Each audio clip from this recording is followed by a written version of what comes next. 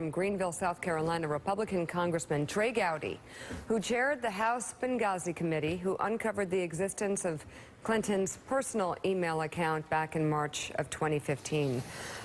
So, sir, we want to get your take on the latest developments. There's this letter here from Senate Democratic Minority Leader Harry Reid, who stepped into the fight over FBI Director James Comey's letter. And writing to Comey yesterday, Reid said this: "Your actions in recent months have demonstrated a disturbing double standard for the treatment of sensitive information with what appears to be a clear intent to aid one political party over another.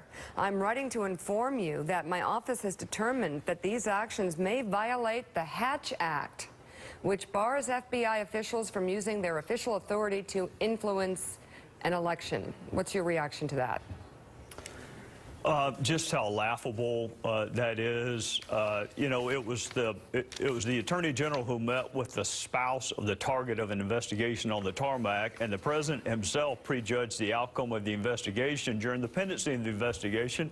And Senator Reid didn't write a letter to either one of them about the Hatch Act. I mean, President Obama is actively campaigning right now for a candidate for president, and that doesn't violate the Hatch Act. So how Jim Comey supplementing his record before Congress violates the Hatch Act is just laughable.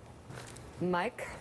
Congressman, let me ask you, there are several elements going on in this campaign, obviously, many of them upsetting to millions and millions of voters, but one of the things that goes unspoken of in large extent is Russian interference in the American political process. Would you care to rank in terms of priority Hillary Clinton's emails versus the clearly established Russian interference in our electoral process?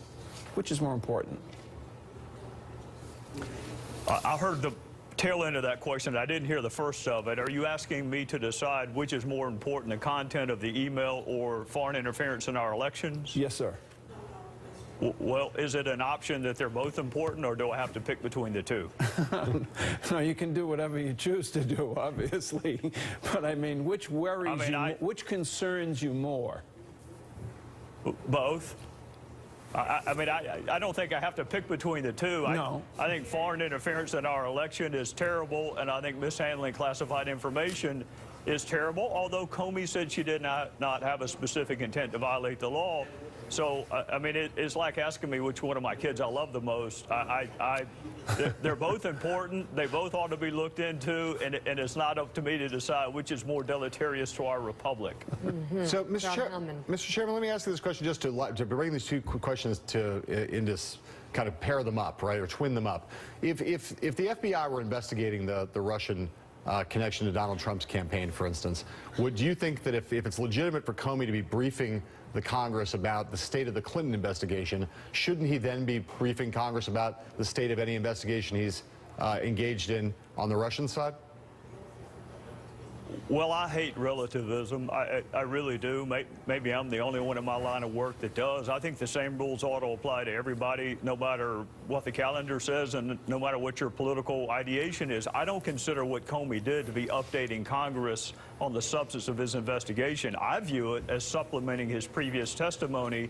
The other thing that I think is interesting is, let's assume arguendo that Secretary Clinton this morning said the FBI investigation's over, I have been cleared, it's all in the rearview mirror. If Comey knows that that is not true, if he knew that Friday there was more information that came to light, he may believe that he has an obligation to correct the public record. But that letter was short on substance. It was just a notification letter is how I viewed it, not an update. And as I talked to Devin Nunes and other members of my conference who would be in a position to know the substance of it, they don't know the substance of the email. So I don't view it as an update on the investigation.